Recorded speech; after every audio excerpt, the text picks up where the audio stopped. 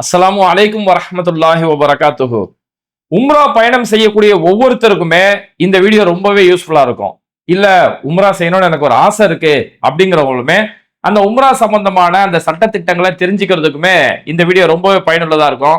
அதனால உம்ரா பயணத்துக்கான பிளான் செஞ்சிருக்கக்கூடிய ஒவ்வொருத்தருமே இந்த வீடியோவை ரிப்பீட்டட்ல பாருங்க. நீங்க உம்ரா பயணம் போறதுக்குள்ள இந்த வீடியோ ஒரு 5-6 தடவை இந்த வீடியோ பார்த்துட்டாலே நம்மளே நம்மளுடைய இபாதத்தை செய்ய ஆரம்பிச்சிடலாம். அங்க யாருமே நமக்கு சொல்லி தரணும், யாருமே நம்ம கூட இல்லாம நம்மளால இபாதத் செய்ய தெரியலையே அப்படின்ற எந்த ஒரு பயமோ அச்சமோ இல்லாம நம்மளுடைய இபாதத்தை நம்ம தாராளமா செய்யக்கூடிய அளவுக்கு இந்த வீடியோ ரொம்ப எளிமையான முறையில உம்ராவுடைய ஒரு வழிகாட்டி வீடியோவா இந்த வீடியோவை நம்ம அமைச்சு கொடுத்துருக்கோம். ஏன்னா இன்னைக்கு உம்ராவை பொறுத்த வரைக்கும் ஒரு பெரிய அச்சம் இருக்கு. இதெல்லாம் நமக்கு செய்ய தெரியாது, அங்க என்ன ஓதுறன்னு எனக்கு தெரியாது அப்படிங்கிற ஒரு அச்சம். ஃபர்ஸ்ட் உம்ராவை பொறுத்த வரைக்கும் ரொம்பவே எளிமையான ஒரு அமல். அதாவது தொழுகை நோன்பை விட உம்ரா அப்படிங்கிறது ரொம்பவே எளிமையான ஒரு அமல். அந்த எளிமையை இன்னும் எளிமையா நம்ம இந்த வீடியோல பார்க்க போறோம். ஃபர்ஸ்ட் உம்ரா செய்யும் போது அந்த நம்ம செய்யக்கூடிய எந்த ஒரு காரியமாவே இருந்தாலும் அந்த நம்ம செயலுடைய சிறப்பு என்ன, எதுக்காக நம்ம இந்த காரியம் செய்யறோம்னு இருக்கு இல்லையா? அதனால நம்ம உம்ரா செய்யும் போது இந்த உம்ராவுக்கு என்ன சிறப்பு அப்படிங்கறத நம்ம தெரிஞ்சுக்கணும். நபி ஸல்லல்லாஹு அலைஹி வஸல்லம் சொல்லி இருக்கிறாங்க, ஒரு உம்ரா மறு உம்ராவுக்கு இடையில் நிகழ்ந்த பாவங்களுக்கு பரிகாரமாக அமையும் அப்படின்னு சொல்லியிருக்கிறாங்க. இந்த ஹதீஸ் புகாரில பதிவு செய்யப்பட்ட ஒரு ஹதீஸ். அதாவது ஒரு உம்ரா செஞ்சா நம்மளுடைய பாவங்கள் மன்னிக்கப்படும் அப்படிங்கிறது இதோட அர்த்தம். ஒரு உம்ரா மறு உம்ராவுக்கு இடைப்பட்ட பாவங்களுக்கு பரிகாரமாக அமையும் அப்படின்னு சொல்லியிருக்கிறாங்க. அது இல்லாம ஹஜ்ஜையும் உம்ராவையும் தொடர்ந்து செய்யுங்கள், அவை ஏழ்மையை போக்கும், பாவங்களை அகற்றிவிடும் அப்படின்னு நபி ஸல்லல்லாஹு அலைஹி சொல்லியிருக்காங்க. இந்த ஹதீஸ் திருமதியில பதிவு செய்யப்பட்டிருக்கு. அதே மாதிரி ஹஜ் செய்யக்கூடிய மக்களும் உம்ரா செய்யும் மக்களும் அல்லாஹ்வின் விருந்தினர்கள். சாதாரண நபர்கள ஹஜ் செய்யக்கூடியவங்களோ உம்ரா செய்யறவங்களோ அல்லாஹ்வுடைய விருந்தாளிகள். அவர்கள் கேட்பதை அல்லாஹ் தருவான், மன்னிப்பு கேட்டால் மன்னிப்பான் அப்படின்னு சொல்லக்கூடிய இந்த ஹதீஸ் இது இப்னு மாஜால பதிவு செய்யப்பட்டிருக்கக்கூடிய ஒரு ஹதீஸ்.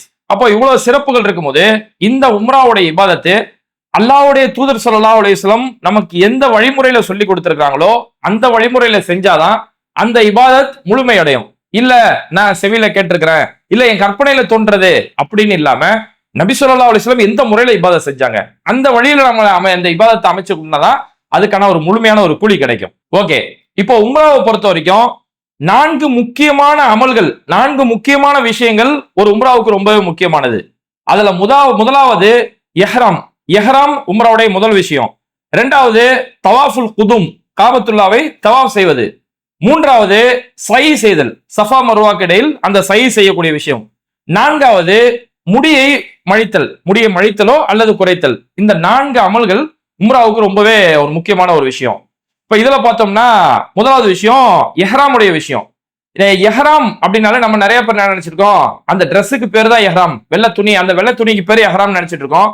எஹ்ராம் அப்படிங்கிறது ஒரு ஆடையுடைய பெயர் கிடையாது, அது அந்த நிலையுடைய பெயர். நம்ம எஹ்ராம் ஒரு எல்லை அடைஞ்சதுக்கு பிறகு எஹ்ராம்காக நம்ம ஒரு நியத்து வைக்கிறோம், அந்த எஹ்ராமுடைய சட்டத்திட்டத்தை நம்ம பின்பற்ற ஆரம்பிக்கிறோம் இல்லையா, அதுக்கு பேர் தான் எஹ்ராம். அப்போ இந்த எஹ்ராமை பொறுத்த வரைக்கும் எஹ்ராம் அணியறதுக்கு முன்னாடி குளிக்க வேண்டியது ஒரு சுன்னத். அது குளிக்க வேண்டியது ரொம்ப சுன்னத். நபி ஸல்லல்லாஹு அலைஹி வஸல்லம் ஒரு முறை எஹ்ராம்காக போயிருக்காங்க. அப்போ துல்குலைஃபான்றது மதீனாவுல இருந்து உம்ராவுக்காக ஹஜ்ஜுக்காக வரக்கூடியவங்களுக்கு அவங்களுடைய எல்லை அந்த மீகாத். அப்ப துல்குலைஃபால வரக்கூடிய நேரத்துல அபூபக்கர் ரலியல்லாஹு அன்ஹு அவங்களுடைய மனைவி, அவங்களுடைய பேர் அஸ்மா பின்த் உமைஸ் ரலியல்லாஹு அன்ஹு, அவங்க பிள்ளை பெற்று எடுக்கிறாங்க. அப்போ இப்ப நான் என்ன செய்யணும் அப்படின்னு அவங்க கேட்கும்போது நபி ஸல்லல்லாஹு அலைஹி சொல்றாங்க, நீங்க குளிச்சுட்டு உங்க இஹ்ராமுக்கு நீங்க தயாராகுங்க அப்படின்னு சொல்றாங்க. இந்த ஹதீஸ் அடிப்படையா வச்சு உலமாக்கள் சொல்றது என்னன்னா, ஒரு உம்ராவுக்கு இஹ்ராமுக்கு குளிப்பு சுன்னத், குளிப்பது மிக முக்கியமான ஒரு சுன்னத் அப்படின்னு சொல்லப்படுது. அதனால நம்ம இஹ்ராமுக்கு முன்னாடி நம்ம குளிச்சிருக்கணும். ஓகே, இப்போ எஹ்ராம் அணியும் போது இந்த எஹ்ராமை பொறுத்த வரைக்கும் வெள்ளை ஆடை, நம்ம எல்லாருக்கும் தெரிஞ்ச அந்த வெள்ளை ஆடை, தையல் இல்லாத அந்த வெள்ளை ஆடை, ஒரு மேலாடை ஒரு கீழாடை. இந்த எஹ்ராம் ஆடைய எப்படி அணியிறது அப்படிங்கிறத முதல்ல பார்த்துருவோம். நம்மளுடைய எஹ்ராம் ஆடையை அணியும் போது முதல்ல கீழாடையில இருந்தா ஆரம்பிக்கணும். நம்ம இப்படி நார்மலா எடுத்துட்டு நம்ம வலது பக்கம் கை இருக்கு இல்லையா, அதை எடுத்துட்டு இந்த சைடு இதுக்கு இழுப்பு கிட்ட வச்சுட்டு இடது கையால பிடிச்சிக்கணும். இடது கையால பிடிச்சதுக்கு அப்புறம் பின்னாடி முதுகு கிட்ட இருந்து அப்படியே லூஸ் பண்ணீங்கன்னா அப்படியே வரும். நம்ம நல்லா லூஸ் பண்ணிக்கிட்டே வரணும். இந்த முனை இடது கையில வந்துடணும், இது அதுக்கு நேராக வந்துடணும். வந்ததுக்கு அப்புறம் அந்த இடது கை இருக்கு பாருங்க, அதை இப்படி மேலே வச்சுட்டு இதை ரைட்ல இழுத்துட்டு அது இங்கே மேலே நீட்டிக்கிட்டு இருக்கோம். இப்போ இதை பிடிச்சி எவ்வளோ வேணாலும் டைட் பண்ணலாம். நமக்கு எவ்வளோ டைட் பண்ணுவோம் டைட் பண்ணிக்கிட்டு அதுக்கடுத்து கையிலேயே சுருட்டுற மாதிரி சுருட்டினா போதும். நம்ம கையில எப்படி சுருட்டுவோமோ நம்ம உயரத்துக்கு எவ்வளோ தேவையோ அதே மாதிரி சுருட்டிக்கலாம். இந்த கீழாடையை அணியிறது பல மெத்தட் இருக்கு, பல விதமாக உறுத்துவாங்க. அதுல ஏன் நம்ம இதை தேர்ந்தெடுக்கிறோம் அப்படின்னா நமக்கு உறுத்துறதுக்கும் ஈஸி, இழுத்தாலும் வராது. ரெண்டாவது நம்ம காலை நீட்டும் போதோ சப்பளங்கால் போட்டு உட்காரும் போதோ உள்ள எதுவுமே தெரியாது. இப்போ சில சமயம் பார்த்தீங்கன்னா இப்படி காலை தூக்கினா இந்த இடத்துல தொட தெரியும், ஆனால் இதில் தூக்கி பார்த்தீங்கனாலும் உள்ள இந்த துணி இது முடியும். இதையே நீட்டினாலும் இதுக்குள்ள வரைக்கும் கடைசி வரைக்கும் போகும். அதனால நமக்கு இது கீழாடியில் நம்ம தொழுவும் போது அத்தியாயத்தில் உட்காரும் போது அதிக நேரம் இபாதத் செய்யும் போது கல் வரக்கூடிய பிரச்சனையும் இல்லை, அணியிறது ஈஸி, நமக்கு எந்த அங்கமும் தெரியாது, ரொம்பவே சேஃப். அடுத்து மேலாடையை பொறுத்த வரைக்கும் அதுக்கு ஒன்றுமே இல்லை, இப்படி போட்டாலே போதுமானது தான். நிறைய பேர் இப்படி தான் போடுவாங்க. ஆனால் இப்படி போடுறதுல என்னன்னு பார்த்தீங்கன்னா நம்ம தக்பீர் தூக்கும் போது இடுப்பு தெரியும், ருக்கு போகும்போது ஃபுல்லாக இந்த இடத்துல முதுகு ஃபுல்லாக தெரியும். அதனால இது ஒரு கம்ஃபர்டபுளாகவே இருக்காது. அதுக்காக என்ன செய்யணும் அப்படின்னா இப்படி நேராக போட்டுட்டு நம்மளோட இடது பக்கம் இருக்கு பார்த்தீங்களா, அதை அப்படியே உள்ள இழுத்து பின்னாடி முதுகு பகுதியில் முதுகு கிட்ட எடுத்துகிட்டு வந்து இங்கே நல்லா சொருவிக்கணும். சொருவி முடிச்சுட்டு அதே மாதிரி வலது பக்கம் இருக்கிறதையும் நல்லா பின்பக்கம் இழுத்துட்டு வந்து அதே மாதிரி பின்னாடி சொருவிட்டீங்க அப்படின்னா உங்களுக்கு பக்காவாக இருக்கும். கையை தூக்கலாம், எப்படி செஞ்சாலுமே நம்ம உடம்பு தெரியாது, எப்படி ருக்குக்கு போனாலுமே பின்னாடி முதுகு தெரியாது, இடுப்பு தெரியாது, எதுவுமே தெரியாது. அதனால மேலாடைக்கு இது ரொம்ப சேஃபு, ரொம்ப ஈஸியாகவும் இருக்கும். இப்போ இந்த மாதிரி இருக்கும்போது நம்ம தவாஃப் ஆரம்பிக்கும் போது என்னன்னா, தவாஃப் ஆரம்பிக்கும் போது இந்த மேலே இருக்கிறத மட்டும் கழட்டிக்கிட்டு கையை அப்படியே மேலே விட்டு நம்ம இது பண்ணிக்கலாம், ஈஸியாக இருக்கும். நமக்கு ஈஸி மெத்தடு. தவாஃப் செஞ்சுட்டே இருக்கும்போது பாங்க சொல்லிட்டாங்க தொழுவு நேரம் ஆரம்பிச்சிருச்சு அப்படின்னா அப்படியே டக்குன்னு எடுத்து இப்படி போட்டுக்கலாம். நமக்கு ரொம்பவே ஈஸியாக இருக்கும், நமக்கு சேஃபும் கூட. ஈஸியான மெத்தடும் இதுதான். ஓகே, இவ்வளவுதான். எஹ்ராம் அணியறதுங்கிறது ரொம்ப எளிமையான ஒரு விஷயம். இப்ப ஆண்களுக்கு இது எஹ்ராம் ஆடை அணியறது, ஆண்களுக்கு இந்த முறை. பெண்களுக்கு என்ன எஹ்ராம் ஆடை அப்படின்னு பார்த்தோம்னா, பெண்களுக்குன்னு தனியான எந்த ஒரு எஹ்ராம் ஆடையும் கிடையாது. பெண்கள் அவங்க வழக்கமா அவங்களுடைய ஹிஜாப்ல அவங்களுடைய பர்தா பேணுதல்ல இருப்பாங்க இல்லையா, அதுதான் அவங்களுக்கான எஹ்ராம். என்ன ஒண்ணு, பெண்களுக்கு ஒரு சட்டத்துல ஒரு சின்ன ஒரு மாற்றம் என்னன்னா, பெண்கள் இஹ்ராமுடைய நிலையில அவங்களுடைய முகத்தை மறைக்க கூடாது, அவங்களுடைய கையில கையுறை அணியக்கூடாது அப்படின்னு ஹதீஸ்ல இருக்கு. அவங்களுடைய கை கிளவுஸ் போடக்கூடிய பழக்கம் இருக்கிறவங்க அவங்க கை கிளவுஸ் போடக்கூடாது. முகத்துல நிக்காப் அணியக்கூடியவங்க அவங்க தங்களுடைய முகத்தை மறைக்க கூடாது அப்படிங்கிறது பெண்களுக்குரிய ஒரு தனி ஒரு சட்டம். அப்ப இப்படி இருக்கிற நேரத்துல நம்ம எஹ்ராம், இந்த எஹ்ராமோட நிலைக்கு வரும்போது நம்மளுடைய எல்லை எது, அந்த எல்லையில போய் நம்ம நியத்து செஞ்சுக்கிறணும். இப்ப உம்ராவை பொறுத்த வரைக்கும், ஹஜ்ஜை பொறுத்த வரைக்கும், உம்ராவை பொறுத்த வரைக்கும் மொத்தம் 5 எல்லைகள். எலம்லம், இப்ப நம்ம இந்தியா மாதிரியான நாடுகள்ல இருந்து போகக்கூடியவங்க, இவன் நம்ம ஏமன் வழியா வரக்கூடியதான் எலம்லம். அந்த எலம்லம் நமக்கான ஒரு எல்லை. இப்ப நம்ம போய் எலம்லம்ல போய் நம்ம போய் எஹ்ராம் கட்டிட்டு போக முடியுமா அப்படின்னா சாத்தியம் இல்லை. நம்ம இந்தியாவில இருந்து நம்ம ஃபிளைட்ல போகும்போதே போகக்கூடிய வழியில எலம்லம் வந்துடும். அப்போ ஃபிளைட்ல வந்து அனௌன்ஸ் பண்ணுவாங்க. அந்த அனௌன்ஸ் பண்ணும்போது எஹ்ராமுடைய எல்லை வருது, நியத்து வச்சுக்கோங்க அப்படின்னு சொல்லி அனௌன்ஸ் பண்ணப்படும். அதனாலதான் இப்ப நம்ம இந்தியாவில இருந்து போறவங்க நம்ம ஏர்போர்ட்லயே நம்ம எஹ்ராமுடைய ஆடை அணிஞ்சுக்கிட்டு அங்கேயே நம்ம நியத்து செஞ்சுக்கிட்டு நம்ம அங்க போயிடுறோம். அந்த மாதிரி இப்ப இந்தியாவில இருந்து போகக்கூடிய எலம்லம், மதினா மாதிரியான நகரங்கள்ல இருந்து வரவங்களுக்கு துல்ஹைஃபா அவங்களுடைய மீகாத்து. அதே மாதிரி ஜொஹஃபா அப்படின்னு சொல்லக்கூடிய எல்லை இருக்கு. கர்ணை மனாசில் சொல்லக்கூடிய ஒரு முக்கியமான ஒரு மீகாத்து. இந்த கர்ணை மனாசில் தான் தாயிஃப் மாதிரியான பகுதிகளில் இருந்து வரவங்களுக்கு கர்ணை மனாசில் அவங்களுடைய மீகாத். இது மாதிரியான எல்லைகள்ல ஏதோ ஒரு எல்லைகள்ல இருந்து அங்கிருந்து நம்ம இஹ்ராமுடைய நிலைக்கு வந்து அங்க நியத்தை செய்யணும். ஏன்னா ஒவ்வொரு அமலுக்குமே நியத் ரொம்ப முக்கியம். இன்னமல் அமாலு பின் நியத், ஒவ்வொரு செயல்களும் அவங்களுடைய எண்ணங்கள் அந்த நியத்தை பொறுத்தே அமைகிறது அப்படின்னு புகாரியோட முதல் ஹதீஸ் இருக்கிறதால நம்மளுடைய நியத்தை வச்சுக்கணும். இப்ப இந்த நியத்துக்கு என்ன வைக்கணும், இதுக்காக பெரிய தனிப்பட்ட பெரிய துவா மனப்பாடம் பண்ணமா அவ்வளவுதான் இல்ல, ரொம்ப எளிமையான ஒரு துவா. லப்பைக்கா உம்ரத்தன் அப்படிங்கிறது அந்த துவாவுடைய அர்த்தம். யார் உம்ராவுக்காக நியத்து வைக்கிறாங்களோ லப்பைக்கா உம்ரத்தன் அப்படின்னு சொல்லும். யார் ஹஜ்ஜிக்காக எஹ்ராம நியத்து வைக்கிறாங்களோ லப்பைக்க ஹஜ்ஜத்தன் அப்படிங்கிறது. அப்ப நம்ம இப்போ உம்ராவுக்காக பயணம் செய்யக்கூடியவங்க லப்பைக்க உம்ரத்தன் அப்படின்னு சொல்லி நியத்து வச்சு அவங்களுடைய பயணங்கள் அங்க இருந்து ஆரம்பிக்கணும். இப்போ அவங்க இனி தல்பியா ஓத ஆரம்பிக்கணும்.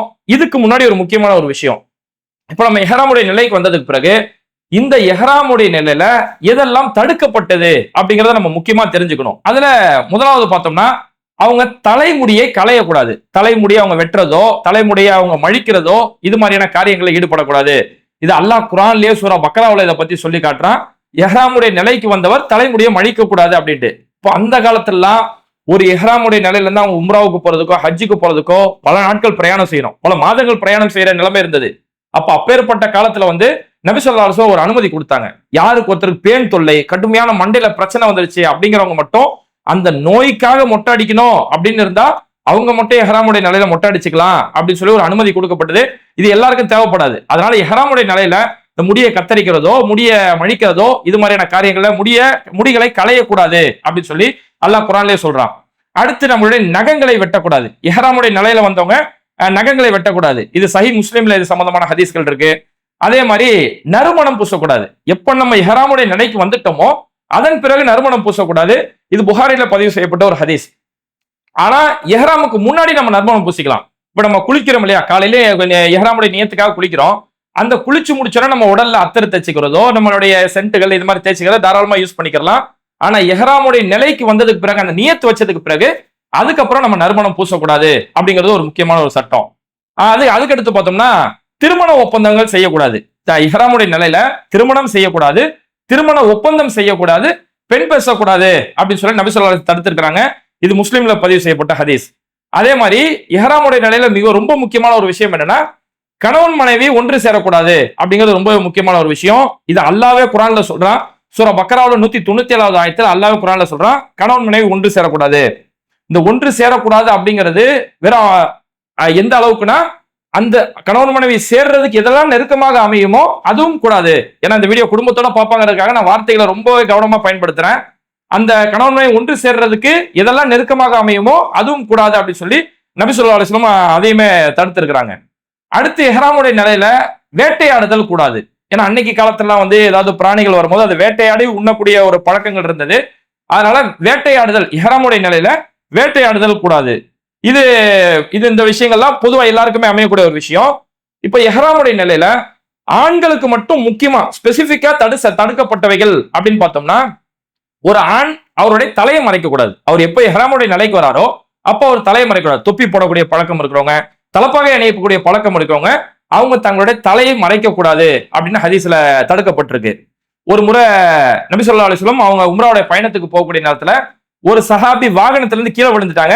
கீழே விழுந்தோட வஃபாத் ஆயிட்டாங்க, இறந்துட்டாங்க.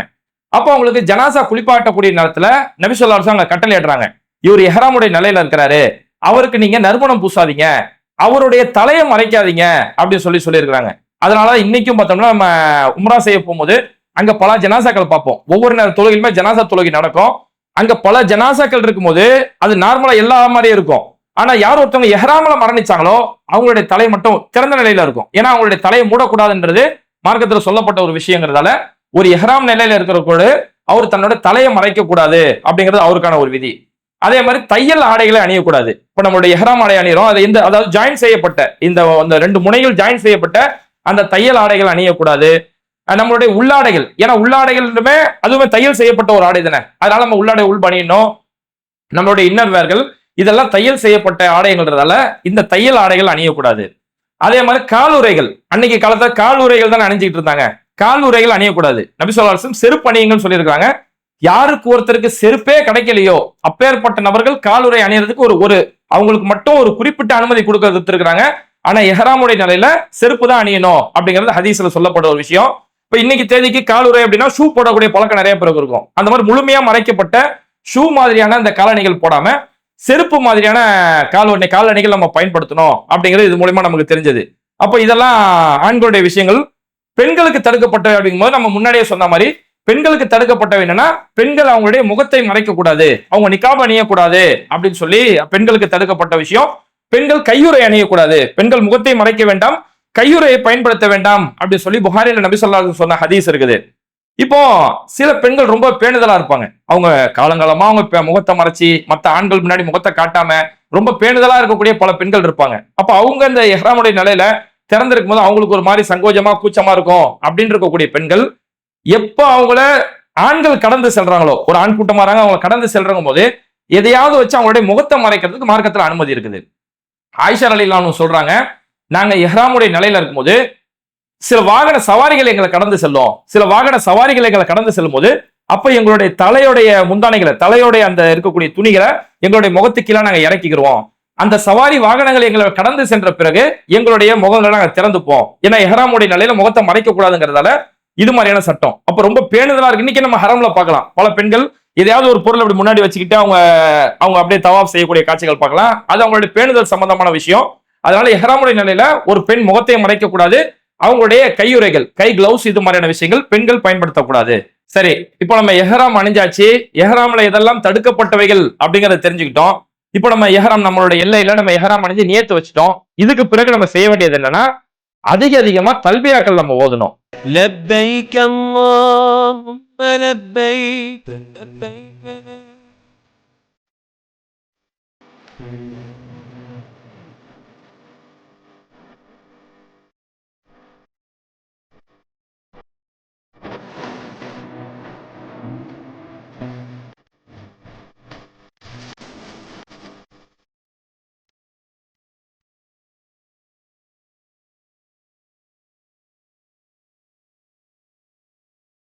இப்போ இந்த தல்பியாவை புதுசா ஒருத்தர் மனப்பாடம் செய்யறாங்க அப்படிங்கிறவங்களுக்கு நம்ம பேட்டை டிவி ஹஜ் உம்ரா சர்வீஸ்ல யாரெல்லாம் உம்ரா வராங்களோ அந்த ஹாஜிகளுக்கு அவங்க நம்ம பர்சனலா நம்ம வாட்ஸ்அப்ல அனுப்பி வச்சிருவோம். இந்த தல்பியா சம்பந்தமான வீடியோ, எஹ்ராம் அணியறது மட்டும் தனியா ஒரு வீடியோ ஆகும். இன்னும் நம்ம சஃபா மர்வால ஓதக்கூடிய அந்த துவாக்கள் அந்த வீடியோ, இதெல்லாம் சின்ன சின்ன வீடியோ அவங்க மனப்பாடம் பண்றது ரொம்ப எளிமையா இருக்கும் அப்படிங்கிறதுக்காக அதெல்லாம் உங்களுக்கு தனித்தனி கிளிப்பா நம்ம வீடியோவை அனுப்பி வச்சிருவோம். ஓகே, இப்போ நம்ம நியத்து வச்சல இருந்து தல்பியா லப்பைக் அல்லாஹும்ம லப்பைக் அப்படி சொல்லி நம்ம அதிகமா ஓதிக்கிட்டே வரணும். ஆண்கள் ஓரளவுக்கு சத்தத்தோடையும், பெண்கள் சத்தம் வரக்கூடாது. பெண்களுடைய சத்தமும் அவங்களுடைய அவுரத் அப்படிங்கிறதால பெண்கள் அவங்க மனதிற்குள்ள ஓதிக்கிட்டு வரணும். இது எது வரைக்கும் ஓதிட்டு வரணும் அப்படிங்கும்போது அவங்க மஸ்ஜித் ஹரமுக்கு வர வரைக்கும், காபத்துல மஸ்ஜித் ஹரமுக்கு வர வரைக்கும் அவங்க தல்பியா ஓதிக்கிட்டே வரணும். எப்போ அவங்க மஸ்ஜித் ஹரமுக்கு வராங்களோ அப்போ அவங்களுடைய தல்பியாவை நிறுத்திடணும் அப்படி சொல்லக்கூடிய புகாரில் இது சம்பந்தமான ஹதீஸ்கள் இருக்குது. அப்ப தல்பியா ஓதிக்கிட்டே வரணும். மஸ்ஜித் ஹரமுக்கு வர வரைக்கும் அவங்க தல்பியா ஓதிக்கிட்டே வரணும். இப்ப மஸ்ஜித் ஹரமுக்குள்ள நுழைஞ்சதுக்கு பிறகு நம்ம வழக்கமா மஸ்ஜிதுக்குள்ள உள்ள நுழையும் போது நம்ம ஓதக்கூடிய அந்த துவாக்கள், அந்த துவாவை ஓதிட்டு நம்ம உள்ள போனோம்னா இப்ப தவாஃபுல் குதும் அப்படின்னா வருகை புரிவது அப்படின்னு சொல்லி அர்த்தம். அப்ப நம்ம காபத்துல்லாவுக்கு நம்ம வருகை புரிஞ்ச உடனே நம்ம செய்யக்கூடிய முதல் அடுத்து தவாஃப் செய்ய வேண்டியது. முதலாவது எஹ்ராம், இரண்டாவது தவாஃப் செய்ய வேண்டியது. இப்ப இந்த தவாஃபை பொறுத்த வரைக்கும் ஒரு தவாஃப் அப்படிங்கிறது 7 சுற்றுகள் கொண்டதுதான் ஒரு தவாஃப். 7 சுற்றுகள் ஒரு தவாஃப். இந்த தவாஃபை பொறுத்த வரைக்கும் நம்ம எங்க ஆரம்பிக்கணும்? காபத்துல்லாவுல 4 மூலைகள் இருக்கு. இதுல எங்க ஆரம்பிக்கணும் அப்படிங்கும்போது ஹஜ்ருல் அஸ்வத்ல நம்ம சுற்ற நம்ம முதல் ஆரம்பிக்கணும். இதுக்காகவே சவுதி அரசாங்கம் என்ன செய்வாங்கன்னா அங்க ஒரு பச்சை கலர் லைட் ஒண்ணு போட்டிருப்பாங்க. அந்த பச்சை லைட் தான் நமக்கான அடையாளம். அந்த பச்சை லைட் இருக்கும். அப்ப இந்த பச்சை லைட் நம்ம அந்த இடத்துக்கு வந்துட்டோம். அப்ப இதுக்கு நேரா இருக்கக்கூடிய காபத்துல்லாவுடைய மூலை, அதுதான் ஹஜ்ருல் அஸ்வத்துடைய மூலை. அந்த ஹஜ்ருல் அஸ்வத்தை பொறுத்த வரைக்கும் நபி ஸல்லல்லாஹு அலைஹி வஸல்லம் சுன்னத் என்னன்னா, அவங்க நபி ஸல்லல்லாஹு அலைஹி வஸல்லம் தவாஃப் ஆரம்பிக்கக்கூடிய நேரத்துல ஹஜ்ருல் அஸ்வத்தை முத்தமிட்டுட்டு தங்களுடைய தவாஃபை ஆரம்பிப்பார்கள் அப்படின்னு சொல்லி ஹதீஸ்ல இருக்குது. அல்லது முத்தமிட நிலையில இல்ல, நபி ஸல்லல்லாஹு அலைஹி வஸல்லம் ஒட்டகத்திலயுமே தவாஃப் செஞ்சிருக்காங்க. அப்ப ஒட்டகத்திலே குதிரையில தவாஃப் செய்யக்கூடிய நேரங்கள்ல அப்ப அந்த ஹஜ்ருல் அஸ்வத்துக்கு நேரா வந்து சைகை செய்வாங்க. சைகை செஞ்சுட்டு தங்களுடைய தவாஃபை ஆரம்பிச்சிருக்காங்க. நபி ஸல்லல்லாஹு அலைஹி வஸல்லம் சைகை செய்வார்கள், தக்பீர் கூறிவிட்டு தங்களுடைய தவாஃபை ஆரம்பிப்பார்கள் அப்படின்னு சொல்லி ஹதீஸ் இருக்கிறதால நம்ம ஃபர்ஸ்ட் போய் ஹஜ்ருல் அஸ்வத்தை முத்தமிட முயற்சி செய்யணும். முத்தமிட முடிஞ்சா தாராளமா முத்தமிட்டு தவாஃப் செய்யலாம். அல்லது முத்தமிட முடியல, கடுமையான கூட்டம், ஹஜ்ருல் அஸ்வத்தை தொட முடிஞ்சா தொட்டுட்டு தவாஃப் ஆரம்பிக்கணும். ஆனா இன்னைக்கு இருக்கக்கூடிய கூட்டத்தில் இருக்கக்கூடிய காலகட்டத்துல நம்மளால முத்தமிடுறதுக்கோ தொடுறதுக்கோ அங்க கூட்டத்துல வாய்ப்பே இல்லை. அதனால நம்மளால சைகை மட்டும் தான் செய்யணும். ஏன்னா நம்ம ஒரு குரூப்போட நம்ம உம்ராவை போகும்போது நான் போய் தொட்டுட்டு வரேன் அப்படின்னும் போது அது வரைக்கும் எல்லாரும் வெயிட் பண்ண முடியாது. அதனால நம்ம அந்த பகுதிக்கு நேரா வந்தோன்னா ஹஜ்ருல் அஸ்வத்துக்கு நேரா வந்துட்டு நம்மளுடைய கை அங்க சைகை செஞ்சு பிஸ்மில்லாஹி அல்லாஹு அக்பர் அப்படின்னு நம்ம சைகை செய்யணும். நிறைய பேர் 2 கையில செய்வாங்க. 2 கையில எல்லாம் செய்ய தேவையில்ல, ஒரு கையில செய்யறதா சொன்னது. ஒரு கையில அந்த ஹஜ்ருல் அஸ்வத்துக்கு நேரா வந்து பிஸ்மில்லாஹி அல்லாஹு அக்பர் அப்படின்னு சொல்லி நம்மளுடைய இந்த சுற்றுகளை முதல் ஆரம்பிக்கணும். ஏன்னா இன்னைக்கு நிறைய பேர் ஹஜ்ருல் அஸ்வத்தை நான் முத்தமிட போறேன், ஹஜ்ருல் அஸ்வத்தை தொட போறேன்னு சொல்லி கடுமையான தள்ளுமுள்ளுல போய் எல்லாரும் அடிச்சு புடிச்சு எல்லாரும் தள்ளிக்கிட்டு போயிட்டு இருக்கிறாங்க. ஹஜ்ருல் அஸ்வத்தை முத்தமிடுறதோ தொடுறதோ அப்படிங்கிறது முக்கியமான ஒரு சுன்னத், முக்கியமான ஒரு இபாதத். ஆனா ஒரு மூமின்களை அங்க கஷ்டப்படுத்துறது, ஒருத்தரை போட்டு இடிச்சுறது, தள்ளுறது அப்படிங்கிறது அது ஒரு மூமின் இன்னொரு மூமினுக்கு செய்யக்கூடாத ஒரு விஷயம்ங்கிறதால நம்மளால கண்டிப்பா முயற்சி பண்ணுவோம். நம்ம உம்ராவுக்காக குறைஞ்சது நாங்க ஒரு 14 நாள் இருக்க போறோம்.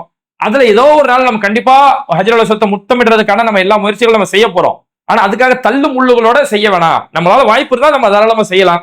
இல்லைன்னா நம்ம இஷாரா சைகை செஞ்சாலும் நமக்கு போதுமானது. அப்ப ஹஜ்ருல் அஸ்வத்துக்கு நேரா நின்று பிஸ்மில்லாஹி அல்லாஹு அக்பர் அப்படின்னு நம்ம இஷாரா செய்ய ஆரம்பிச்சுட்டு நம்மளுடைய சுற்றுகளை நம்ம ஆரம்பிக்கிறோம். அப்போ நம்மளுடைய சுற்றுகளை ஆரம்பிச்சுட்டு இதுல நபி ஸல்லல்லாஹு அலைஹி வஸல்லுடைய ஒரு சுன்னத், ஒரு வழிமுறை என்ன அப்படின்னா, இப்ப 7 சுற்றுகளை கொண்டது ஒரு தவாஃப் இல்லையா? அதுல முதல் 3 சுற்றுகள் இருக்கு பாத்தீங்களா?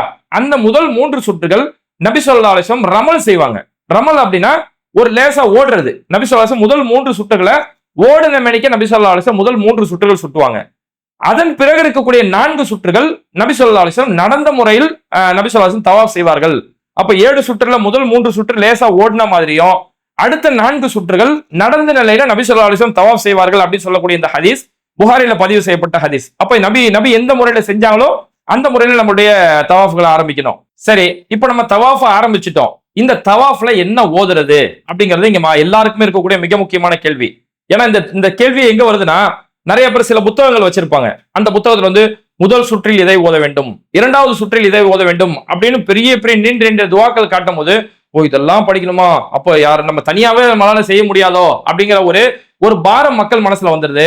ஆனா நபி ஸல்லல்லாஹு அலைஹி வஸல்லம் நீங்க இந்த தவாஃப்ல இதை தான் ஓதணும் அப்படின்னு சொல்லி, இந்த குறிப்பிட்ட இதை தான் ஓதணும் சொல்லி நபி ஸல்லல்லாஹு அலைஹி வஸல்லம் எதுவுமே சொல்லி தரல. ருக்குனுல் யமானி வரும்போது மட்டும் ரப்பனா ஆத்தினா ஃபித் துன்யா அந்த துவாவை மட்டும் ஓதுங்கன்னு சொல்லி இருக்காங்க. நம்ம வரிசையா வருவோம். அப்போ நம்ம தவாஃபுக்குன்னு சொல்லி தனியா எந்த ஒரு துவாவோ எந்த ஒரு திக்ரோ தனியா கிடையாது. நம்ம என்ன வேணும்னாலும் தாராளமா ஓதிக்கலாம். நமக்கு தெரிஞ்ச திக்ர்கள் அல்ஹம்துலில்லாஹ், சுப்ஹானல்லாஹ், அல்ஹம்துலில்லாஹ், லா இலாஹா இல்லல்லாஹ், அல்லாஹு அக்பர் இப்படின்னு சொல்லக்கூடிய அல்லாஹ்வை புகழக்கூடிய மனசார, ஏன்னா அந்த காபத்துல்லாவை பார்த்த உடனே நம்ம எல்லாத்தையுமே மறந்துடுவோம். அந்த காபத்துல்லாவுடைய காந்த அந்த நம்மளுடைய ஈர்ப்பு வந்துடும். இந்த அல்லாஹ்வுடைய முதல் ஆலயமாச்சே, நான் இனி எந்த ஒரு பாவத்திலே நான் ஈடுபட மாட்டேன், அல்லாஹ் இந்த ஆலயத்துக்கு என்ன வர வச்சிருக்கானே அப்படிங்கிற அந்த முழுமையான உண்மை எண்ணத்தோட அல்லாஹ்வை அதிகமா திக்ர செய்யணுமே தவிர இந்த குறிப்பிட்ட திக்ரு தான் செய்யணும் அப்படின்னு சொல்லி எதுவுமே நபி ஸல்லல்லாஹு அலைஹி வஸல்லம் சொல்லி தரல. அதனால நமக்கு தெரிஞ்ச திக்ர்கள், ஏன்னா இப்போ அதிகமான நன்மைக்குரிய திக்ர்கள் இருக்கு. இப்போ சுபஹானல்லாஹ் ஒரு ஹதீஸ்ல இருக்கு, 4 வார்த்தைகள் அல்லாஹ்வுக்கு மிகவும் விருப்பமானவை அப்படின்னு சொல்லி ஒரு ஹதீஸ் இருக்கு. அதுல சுபஹானல்லாஹ், அல்ஹம்துலில்லாஹ், லா இலாஹா இல்லல்லாஹ், அல்லாஹு அக்பர், இந்த 4 வார்த்தைகள் ரொம்ப பிரியம், அல்லாஹ்வுக்கு பிரியமான சொற்கள் அப்படின்னு சொல்லி சொல்லப்பட்டிருக்கு. அதே மாதிரி சூரியன் உதயமாகும் இவ்வுலகை விட எனக்கு விருப்பமானது, நபி ஸல்லல்லாஹு சொல்றாங்க, சூரியன் உதயமாகும் இவ்வுலகை விட எனக்கு விருப்பமானது சுபஹானல்லாஹ், அல்ஹம்துலில்லாஹ், லா இலாஹா இல்லல்லாஹ், அல்லாஹு அக்பர். இந்த திக்ர்கள் அவ்வளவு விருப்பமானது. ஏன்னா ஒவ்வொரு வார்த்தைக்குமே யார் சுபஹானல்லாஹ் சொல்றாங்களோ அவங்களோட 1000 நன்மைகள் எழுதப்படும், பாவங்கள் மன்னிக்கப்படும் சொல்லப்படுது. அல்ஹம்துலில்லாஹ்ன்ற ஒரு வார்த்தை மீசான் தராசை நிரப்பக்கூடிய வார்த்தைகள் சொல்லி சொல்லப்படுறதால இது மாதிரி எதெல்லாம் நன்மைக்குரிய திக்ர்களா இருக்குதோ, எதெல்லாம் நன்மைக்குரிய சொற்களா இருக்குதோ அந்த சொற்களை சொல்லி அல்லாஹ்வை நம்ம புகழ வேண்டியது அந்த இடத்துல ரொம்ப முக்கியம். அதே மாதிரி சுபஹானல்லாஹி வ பிஹம்திஹி சுபஹானல்லாஹில் அலீம் அப்படின்னு சொல்லக்கூடிய இந்த திக்ரு, இதை பத்தி நபி ஸல்லல்லாஹு அலைஹி சொல்லியிருக்கிறாங்க. யார் இந்த திக்ரை ஓதுறாங்களோ அவங்க வந்து நாளைக்கு மறுமையில, இது வந்து சொற்கள்ல ரொம்ப எளிமையானது. இந்த 2 வாக்கியங்கள் இருக்கு, 2 வாக்கியங்கள் சொற்களில் மிகவும் எளிமையானது. நம்முடைய மீசான் தட்டை மறுமை நாளில் நம்மளுடைய மீசான் தராசை அதிகமாக கனமாக்கக்கூடியது, ரஹ்மானுக்கு மிகவும் பிரியமானது. அந்த 2 வார்த்தை சுபஹானல்லாஹி வ பிஹம்திஹி சுபஹானல்லாஹில் அலீம் அப்படிங்கிற இந்த 2 வார்த்தை ரொம்பவே அல்லாஹ்வுக்கு பிரியமானது. ரொம்ப எளிமையான ஒரு வார்த்தை, ஆனா அதிகமான நன்மைகள் கிடைக்கக்கூடிய ஒரு வார்த்தை. அதே மாதிரி சுபஹானல்லாஹி வ பிஹம்திஹி அப்படிங்கிற இந்த ஒரு திக்ர் மட்டுமே, இந்த ஒரு திக்ரை யார் 100 முறை ஓதுவாங்களோ அவங்களுடைய பாவங்கள் கடல் நுரைய அளவு இருந்தாலும் அவங்களுடைய பாவங்கள் மன்னிக்கப்படும் அப்படின்னு சொல்லி நபி ஸல்லல்லாஹு அலைஹி வஸல்லம் சொன்ன ஹதீஸ். இது புகாரில பதிவு செய்யப்பட்ட ரொம்ப பிரபலமான ஹதீஸ்ங்கிறதால இது மாதிரி என்னென்ன திக்ரெல்லாம் சொன்னா நமக்கு அதிகமான நன்மைகள் கிடைக்குமோ அந்த திக்ரெல்லாம் ஓதிக்கிட்டே நம்மளுடைய தவாஃபை நம்ம ஆரம்பிக்கலாம். நம்ம அந்த தவாஃபுடைய நேரத்துல திக்ரு செய்யலாம். நமக்கு தேவையானது அல்லாஹ்ட்ட கேளு துவா செய்யலாம். நம்மளுடைய பாவங்களை நினைச்சு அல்லாஹ்ட்ட அழுது அழுது அழுது அழுது அல்லாஹ்ட்ட கதறலாம். அப்படி தவாஃபுக்குன்னு சொல்லி நமக்கும் அல்லாஹ்வுக்கும் உள்ளக்கூடிய ஒரு இபாதத்தை தவிர ஒருத்தவங்க நமக்கு சொல்லி தரணும், இல்ல நம்ம பார்த்து தான் படிக்கணும் அப்படின்னு சொல்லி எந்த ஒரு தேவையும் ஏற்படாது. நம்ம என்ன தேவையோ அல்லாஹ்ட்ட கேட்கலாம், அல்லாஹ்வை புகழ்ந்து திக்ரு செய்யலாம். அது இல்லாம இன்னும் சிறப்பான திக்ர்கள் சொல்றதா லா ஹவுல வலா குவத்த இல்லா பில்லா, நம்ம எல்லாருக்குமே ரொம்ப தெரிஞ்ச ஒரு திக்ரு இது. இப்ப லா ஹவுல வலா குவத்த இல்லா பில்லான்னு பொறுத்த வரைக்கும் இந்த திக்ரு சொர்க்கத்துடைய பொக்கிஷங்கள்ல ஒரு பொக்கிஷம் அப்படின்னு நபி ஸல்லல்லாஹு அலைஹி சொல்லியிருக்காங்க. அப்ப இதை நம்ம ஓதலாம். அதுக்கடுத்து நம்மளுடைய பாவங்களை நினைச்சு அஸ்தக்ஃபிருல்லாஹ், அஸ்தக்ஃபிருல்லாஹுல் அலீம், இது மாதிரியான நம்மளுடைய பாவங்கள் மன்னிச்சு, இறைவா என் பாவத்தை மன்னிச்சிரியா அல்லாஹ் அப்படின்னு சொல்லக்கூடிய அஸ்தக்ஃபிருல்லாஹ் அப்படிங்கிற மாதிரியான திக்ர்கள் நம்ம அதிகமா ஓதணும். நபி ஸல்லல்லாஹு அலைஹி வஸல்லம் நான் ஒரு நாளைக்கு 70க்கும் அதிகமான முறையில் நான் பாவ மன்னிப்பு கேட்கிறேன் அப்படின்னு நபி ஸல்லல்லாஹு சொல்றதால எந்த முன்பின் பாவங்கள் மன்னிக்கப்பட்ட அல்லாஹ்வுடைய தூதரே இவ்வளவு மன்னிப்பு கேட்கும் போது நம்மளாம் ஏமாத்துறோம். அப்ப நம்ம செஞ்சிருக்கக்கூடிய நம்ம வாழ்நாள செஞ்ச அறிஞ்சோ அறியாமலோ சிறிய பெரிய பாவங்கள் எல்லாத்தையும் நினைச்சு அல்லாஹ்ட்ட அதிகமா தௌபா செஞ்சு இஸ்திக்ஃபார் செய்ய வேண்டிய ஒரு மிக முக்கியமான ஒரு நேரம். அதே மாதிரி தௌபாலே ரொம்ப முக்கியமான சிறப்பான ஒரு திக்ரு லா இலாஹா இல்லா அன்த சுப்ஹானக இன்னி குன்து மினல் ஸாலிமீன். நபி யூனுஸ் அலைஹிஸ்ஸலாம் மீனுடைய வயிற்றுல மாட்டி இருக்கும்போது இந்த திக்ரை அவங்க ஓதும் போதுதான் அந்த மீன் அவ்வளவு பெரிய சிரமத்திலிருந்து வெளியேற்றக்கூடிய ஒரு வாய்ப்பு அல்லாஹ் கொடுத்தான். அப்போ நம்ம இது பத்தி ஹதீஸ்லயுமே சொல்லப்படுது, யாரு சிரமத்துல இருந்தாலும் அவங்களுடைய சிரமங்களை அல்லாஹ் அதை நீக்கிடுவான் அப்படிங்கிறதால இந்த திக்ர்கள் இப்படி நமக்கு என்னெல்லாம் திக்ரு தெரியுமோ அதெல்லாம் நம்ம இந்த தவாஃப்ல ஓதிக்கலாம். இதுதான் குறிப்பிட்டு ஸ்பெசிபிக்கா இதான் ஓதணும் அப்படின்னு சொல்லி எந்த ஒரு திக்ருமே கிடையாது. ஓகே, இப்போ நம்ம தவாஃப் செஞ்சுட்டு வரோம் இல்லையா, ஹஜ்ருல் அஸ்வத்ல ஆரம்பிக்கிறோம். இப்படி நம்ம தவாஃப் செஞ்சுட்டு வரக்கூடிய நேரத்துல அங்க ஒரு மூலை வரும், ஒரு 4 மூலையில ஒரு மூலை ருக்குனுல் யமானி அப்படின்னு சொல்லக்கூடிய ஒரு மூலை. இந்த மூலைக்கு என்ன அடையாளம் அப்படின்னா அங்க அந்த காபத்துல்லாவிலே பார்த்தோம்னா ஒரு தங்க ஜரிகை போட்டிருப்பாங்க. அப்படியே மேல இருந்து கீழே வரைக்கும் ஒரு தங்க ஜரிகை இருக்கும். அந்த தங்க ஜரிகை வந்துட்டா நம்ம அடையாளம் கண்டுடலாம், இதுதான் ருக்னுல் யமானி அப்படின்னு சொல்லக்கூடிய அந்த ஒரு மூளை. அந்த மூளைக்கு வந்தது பிறகு மட்டும் நபி ஸல்லல்லாஹு அலைஹி வஸல்லம் ஒரே ஒரு துவா ஓதி இருக்கிறாங்க.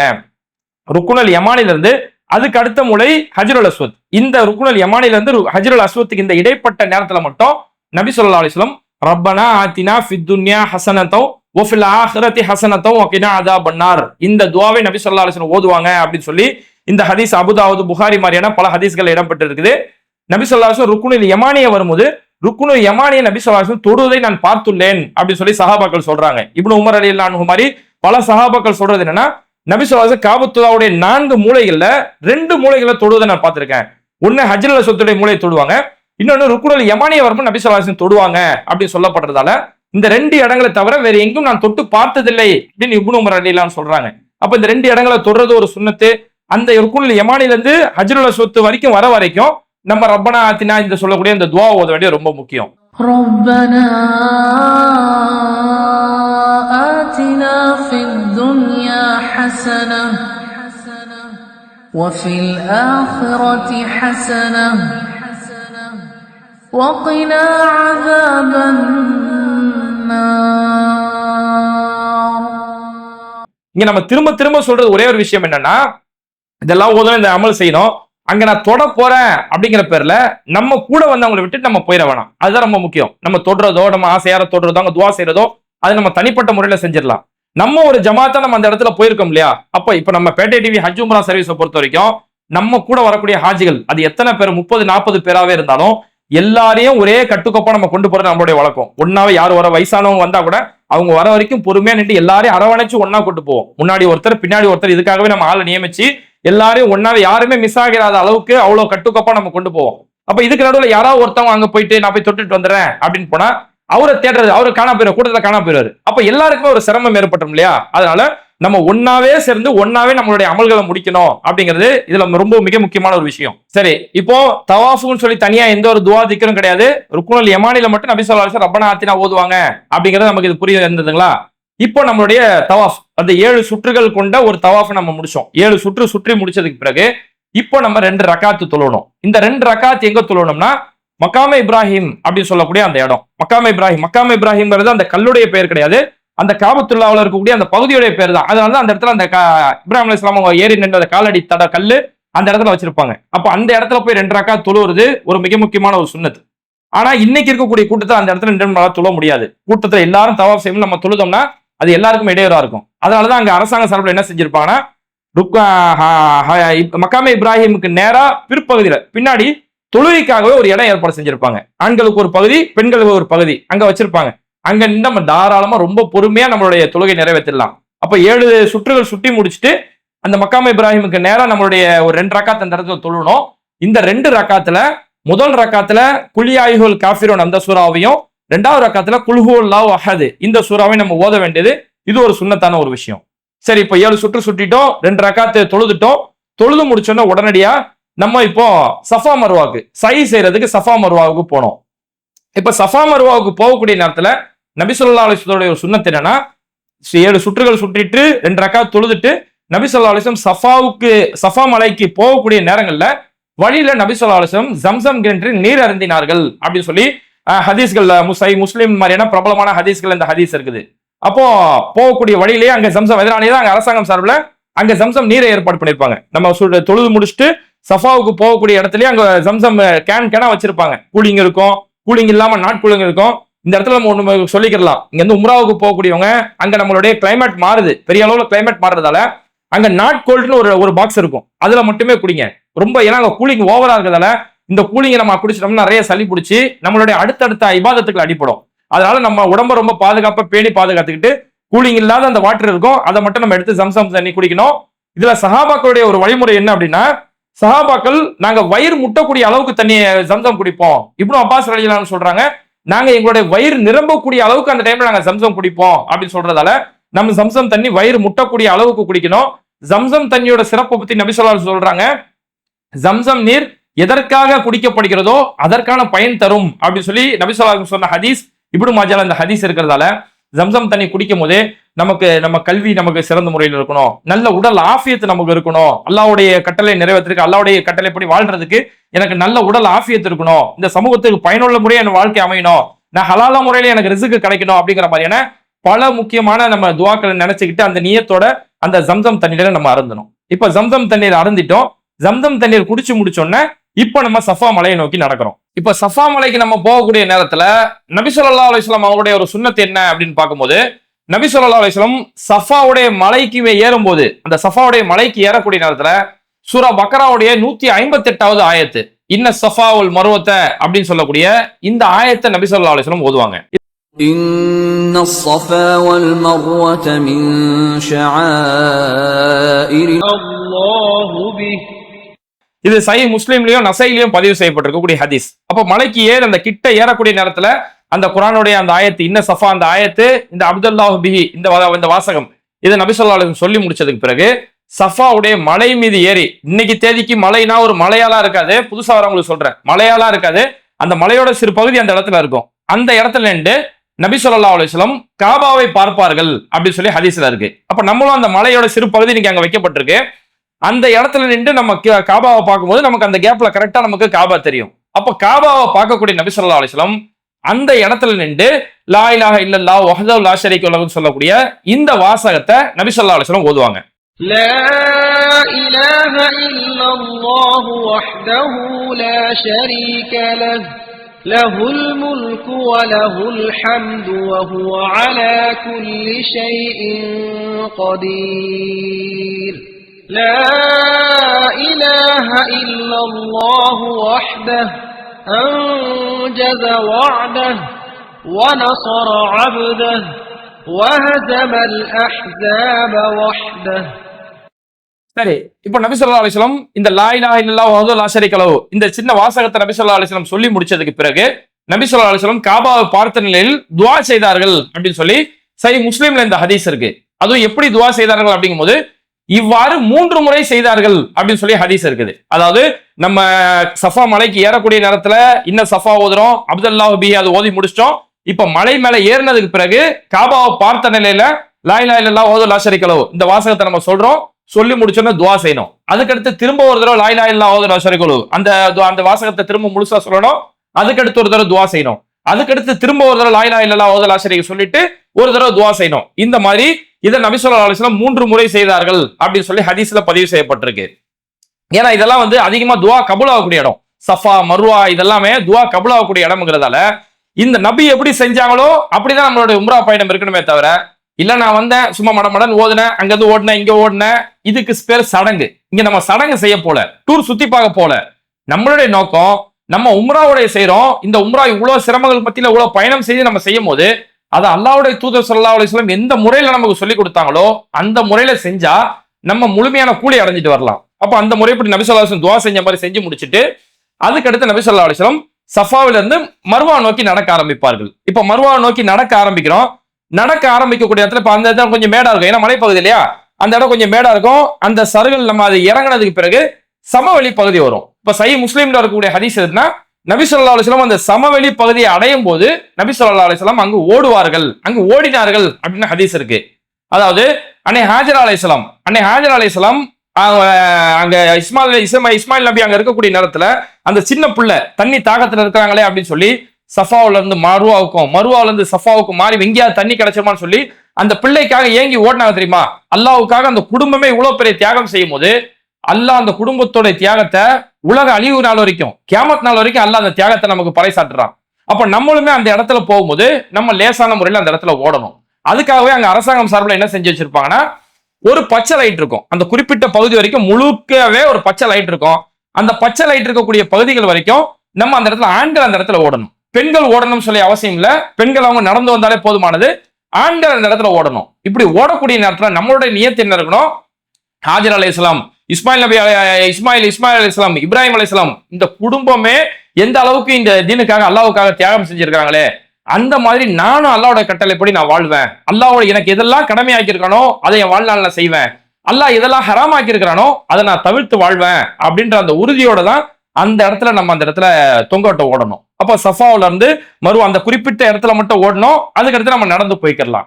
இப்படி இந்த சஃபா டு மருவா இங்க போகக்கூடிய நேரத்துல ஏதாவது ஓதணுமா, ஸ்பெசிபிக்கா ஏதாவது துவா இருக்கா அப்படின்னா அதுக்கு நபி ஸல்லல்லாஹு அலைஹி வஸல்லம் இந்த இடத்துல குறிப்பிட்டு இந்த துவா தான் ஓதணும் அப்படின்னு சொல்லி எதுவுமே சொல்லி தந்ததா உறுதியா சரியான எந்த ஒரு ஹதீஸ்லுமே இல்ல.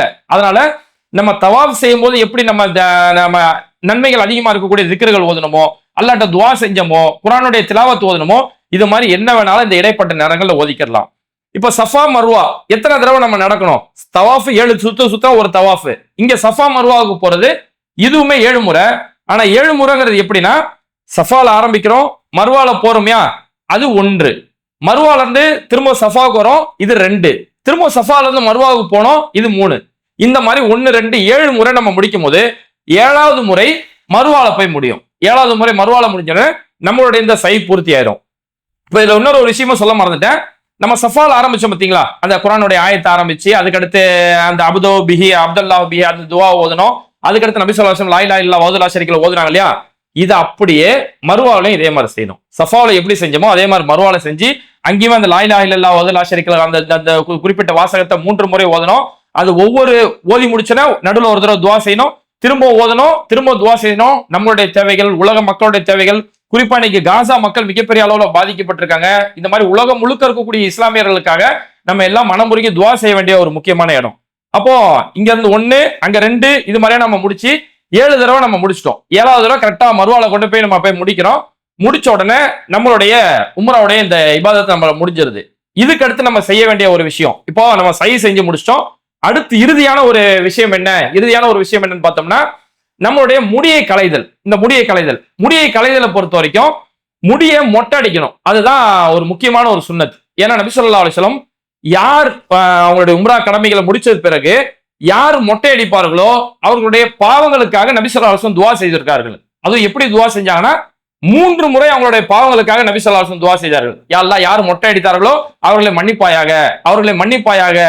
மன்னிப்பாயாகன்னு சொல்லி நபி ஸல்லல்லாஹு அலைஹி வஸல்லம் 3 முறை துவா செய்தாங்க. இப்போ நபி ஸல்லல்லாஹு அலைஹி வஸல்லம் 3 முறை மொட்டை அடிக்கிறவங்களுக்காக துவா செஞ்சிருக்காங்கன்னும் போது நம்ம மொட்டை அடிக்க ரொம்பவே சிறந்தது. அதனாலதான் சஹாபாக்கள் இந்த இடத்துல இன்னொரு கேள்வியுமே கேட்டாங்க. யார சொல்லலாம், ஒருத்தர் மொட்டை அடிக்கல, முடியை கத்தரிச்சுக்கிறாரு, முடியை கட் பண்ணிக்கிறாரு, அவருக்கு என்ன யார சொல்லலாம் போது, யார் முடியை கத்தரிப்பார்களோ அவர்களுடைய அல்லாஹ் பாவங்களை மன்னிப்பானாகன்னு சொல்லி முடியை கத்தரிக்கிறவங்களுக்காக 1 முறை துவா செஞ்சிருக்கிறாங்க. முடியை மொட்டை அடிச்சுக்கிறவங்களுக்காக அவங்களுக்கு நபி ஸல்லல்லாஹு அலைஹி வஸல்லம் 3 முறை துவா செஞ்சிருக்கிறதால முடியை மொட்டை அடிக்க ரொம்பவே சிறந்தது. இல்ல முடியை நம்ம கத்தரிச்சுனாலும் தாராளமா கத்தரிச்சுக்கலாம். இப்ப பெண்களை பொறுத்த வரைக்கும் பெண்கள் ஹதீஸ்ல பதிவு செய்யப்பட்டிருக்கு, இப்னு மாஜால பதிவு செய்யப்பட்ட ஹதீஸ், பெண்களுக்கு மொட்டை இல்லை, முடி குறைப்பது மட்டும் ஒரு விரலுடைய மூட்டு அளவுக்கு மட்டும் அப்படின்னு சொல்லி இப்னு மாஜால பதிவு செய்யப்பட்டிருக்க ஹதீஸ். அப்ப பெண்கள் மொட்டை அடிக்கணும்னு எந்த அவசியம் இல்ல. அவங்களுடைய முடியோட இறுதி பகுதி இருக்கு இல்லையா, அந்த இறுதி பகுதியில நம்ம விரலுடைய முதல் மூட்டு, இந்த ஃபர்ஸ்ட் கோடு வருதுல்ல, இந்த கோடு வரைக்கும் அவங்களுடைய முடியோட அளவு அவங்க குறைச்சா போதுமானது. இதுதான் உம்ராவோட விஷயம். அப்ப இந்த மாதிரி நம்மளுடைய முடிகளை நம்ம களைஞ்சிட்டோம், இதோட நம்மளுடைய உம்ராவோட இபாதத் பரிபூர்ணம் அடைஞ்சிரும். இந்த இடத்துல ஒரு கவனிக்க வேண்டிய ஒரு விஷயம் என்னன்னா, அதாவது சஃபா மருவா முடிச்சு கடைசி மருவா முடிக்கிறோம். மருவா முடிச்சோன்னா முடியை களையணும், முடியை மொட்டை அடிக்கணும். நிறைய பேர் என்ன செய்யறாங்கன்னா, மருவால நின்றே முடியை கட் பண்ணிட்டு இருக்காங்க. அங்க உட்காந்து கட் பண்றது, பெண்கள் அந்த இடத்துல கத்திரிக்கோல் வச்சு கட் பண்றது, இப்படி பண்ணிட்டு இருக்காங்க. இது ஒரு தவிர்க்க வேண்டிய விஷயம். ஏன் அப்படின்னா, அது ஹரமுடைய படம், மருவாங்க ஹரமுடைய ஒரு பகுதி. அப்ப அந்த ஹரமுடைய பகுதி அவ்வளவு புனிதமான ஒரு இடத்துல, அந்த இடத்துல முடியை கட் பண்ணும்போது அந்த முடியோட சில பகுதிகள் கீழே விழுந்து அது அசுத்தமான நிலை ஏற்படுது இல்லையா, அதனால அங்க நம்ம கட் பண்ணாம நம்ம ரூமுக்கு வந்ததுக்கு பிறகோ, பெண்கள் ரூமுக்கு வந்து அவங்க கட் பண்ணிக்கிறலாம். ஆண்களை பொறுத்த வரைக்கும் வெளியில பல பார்பர் ஷாப் இருக்கும், அதுவும் நம்ம எல்லாம் ஒன்னாவே சேர்ந்து போவோம். அப்போ நம்ம அங்க பார்பர் ஷாப்ல போய் ஆண்கள் போய் மொட்டை அடிச்சுக்கலாம், ரூம்ல வந்து நமக்கு தேவையான காரியங்களை செஞ்சுக்கலாமே தவிர ஹரமுடைய பகுதியை அசுத்தமாக்க கூடாது. ஓகே, எப்போ நம்ம முடிய மொட்டை அடிச்சுக்கிட்டோமோ இதோட நம்மளுடைய உம்ரா இபாதத்து நிறைவடைஞ்சிடும். அல்லாஹ் தஆலா பரிபூரணமான முறையில, அல்லாஹ்வுக்கு விருப்பமான முறையில உம்ரா செய்யறதுக்கு, இபாதத் செய்யறதுக்கு அல்லாஹ் நம்ம அனைவருக்கும் தௌஃபீக் செய்வானாக. ஏன்னா நம்ம இங்க இருந்து கிளம்பும் போதே ஒவ்வொருத்தரும் நம்ம உறுதியான நியத் வச்சுக்கணும். நம்ம திரும்ப நம்ம அழுத்தமா சொல்றது என்னன்னா, நம்ம சுத்தி பார்க்க போல, நம்ம டூர் பார்க்க போல, நம்மளுடைய வாழ்க்கை அல்லாஹ்வோட நம்ம இணைஞ்சிடணும், அந்த நோக்கத்துக்காக மட்டும்தான் நம்மளுடைய இந்த பயணம் இருக்கணும். அதனால அதிகமான நம்ம இபாதத் செய்யணும். ஏன்னா யார் ஹரம்ல இபாதத் செய்யறாங்களோ 1,00,000 மடங்கு நமக்கு நன்மைகள் இருக்கு. நம்ம வீட்லயோ நம்ம இருக்கக்கூடிய பகுதிகளிலோ செய்யக்கூடிய அமல்களை விட அங்க ஹரம்ல நம்ம செய்யக்கூடிய இபாதத் 1,00,000 மடங்கு நன்மைகள். இங்க ஒரு 2 ரக்காத் தொழுதோம்னா அங்க 1,00,000 ரக்காத் தொழுதுக்கான நன்மை, அவ்வளவு பெரிய நன்மைகள் இருக்கிறதால நம்மளால எவ்வளவு முடியுமோ அவ்வளவு இபாதத் செஞ்சு தவாப் செஞ்சு அந்த காரியங்கள் நம்ம செய்யணும். நம்ம உம்ராவுக்கு பிறகு என்னுடைய வாழ்க்கை பரிபூர்ணமா அல்லாஹ்வுடைய கட்டளைப்படி மாறணும் அப்படிங்கிற அந்த உறுதியான நியத்தோட போனோம்.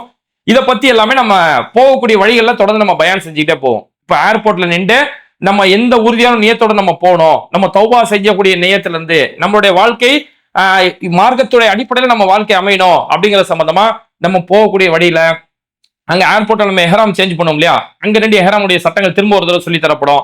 இது மாதிரி ஒவ்வொரு வரலாற்று இடங்கள் நம்ம போகும்போதுமே அங்க ஹதீஸ்கள் என்ன சொல்லப்பட்டிருக்கு, இந்த வரலாற்று இடங்கள் மூலியமா நம்ம என்ன பாடத்தை கற்றுக்கணும் அப்படின்னு சொல்லி எல்லா இடங்களையுமே நம்ம கூட இருந்தே நம்ம ஒவ்வொரு விஷயங்களும் நம்ம கூட போயிட்டு ஒன்னாவே போயிட்டு ஒன்னா ஒரு குடும்பத்தோட வந்துருவோம். ஏன்னா நீங்க ஒரு உங்களை விட்டுட்டு விறுவிறுன்னு நடந்து போறதோ இல்ல நீங்க எங்களை விட்டுட்டு தனியா பிரிஞ்சு போயிடுறதோ இப்படி இல்லாம எல்லாரும் ஒன்னாவே சேர்ந்து ஒரு குடும்பமா போயிட்டு ஒரு குடும்பமா வரணும். அல்லாஹ்வுக்கு பிடித்தமான முறையில் நம்மளோட பயணங்களை அமைச்சுக்கணும். இதுதான் ஒரு முக்கியமான விஷயம். இப்போ இந்த இடத்துல பொறுத்த வரைக்கும் நம்ம இதை சொன்னோம் இல்லையா, அந்த தவாஃப்ல ருக்குன யமான்ல இருந்து அஜ்ருல் அஸ்வத் வரைக்கும் ரப்பனா ஆத்தினா ஓதணும். அதுக்கடுத்து அந்த சஃபா மலையில ஓதக்கூடிய இந்த விஷயங்கள் இதெல்லாம் நம்ம தனியா உங்களுக்கு ஒரு வீடியோவாகவும் ஒரு போட்டோ வடிவிலையும் உங்க ஒவ்வொருத்தருக்கும் நம்ம வாட்ஸ்அப்ல அனுப்பிடுறோம். அல்லது நம்ம பேட்டை டிவி ஹஜ் உம்ரா சர்வீஸுடைய வாட்ஸ்அப் குரூப்லயுமே அதை நம்ம பப்ளிஷ் பண்ணிடுறோம். இந்த உம்ரா பயணத்தை ஆரம்பிக்கிறதுக்குள்ள இந்த சின்ன சின்ன துவாதனை ரொம்ப எளிமையான துவாக்கள் எல்லாமே, அதனால இந்த சின்ன சின்ன துவாக்களை நம்ம இப்பவுமே மனப்பாடம் செஞ்சு வச்சுக்கிட்டோம்னா அங்க நம்ம இபாதத்துக்கு ரொம்ப யூஸ்ஃபுல்லா இருக்கும். அதே மாதிரி எஹராம் அணியக்கூடிய இந்த விஷயத்தையும் சரி, எஹராம் அணியறதை பத்தி இதையுமே நம்ம தனியா ஒரு சின்ன வீடியோவா கட் பண்ணி உங்க எல்லாருக்கும் நம்ம அனுப்பிடுறோம். அதை பார்த்து நம்ம பிராக்டிஸ் பண்ணிக்கிட்டோம்னா நம்மளுடைய இபாதத் நம்ம பாட்டை செஞ்சுக்கிட்டு ரொம்ப ஒரு பரிபூர்ணமான அமலா செய்யறதுக்கு ரொம்ப பயனுள்ளதா இருக்கும். அதனால உம்ரா பயணத்துக்கு தயாராகக்கூடிய ஒவ்வொரு ஹாஜிகளையும் இந்த வீடியோவை ரிப்பீட்டட்ல பார்த்து உம்ராவுடைய சட்டங்கள், உம்ராவுடைய சிறப்புகள், உம்ராவில் நம்ம செய்ய வேண்டிய இந்த விஷயங்கள் எல்லாமே உம்ராவுக்கு முன்னாடி நம்ம எல்லாமே தெரிஞ்சு வச்சுக்கிறோம். இன்ஷா அல்லாஹ். அல்லாஹ் சுப்ஹானஹு வ தஆலா நம்மளுடைய அமல்களை பரிபூர்ணமா அல்லாஹ்வுக்கு மட்டும் செய்யக்கூடிய அமல்களா, எந்த ஒரு தற்பெருமைக்கோ பிறர் பார்க்கணும்னோ அப்படி எந்த நோக்கத்துக்கு இல்லாம அல்லாஹ் ஒருத்தனுக்காக செய்யக்கூடிய அமல்களா அல்லாஹ் நம்மளுடைய அமல்களை கபூல் செய்துவானாக. வாஹிர் தவானா அல்ஹம்துலில்லாஹி ரப்பில் ஆலமீன். அஸ்ஸலாமு அலைக்கும் வரஹ்மத்துல்லாஹி வபரகாத்துஹு.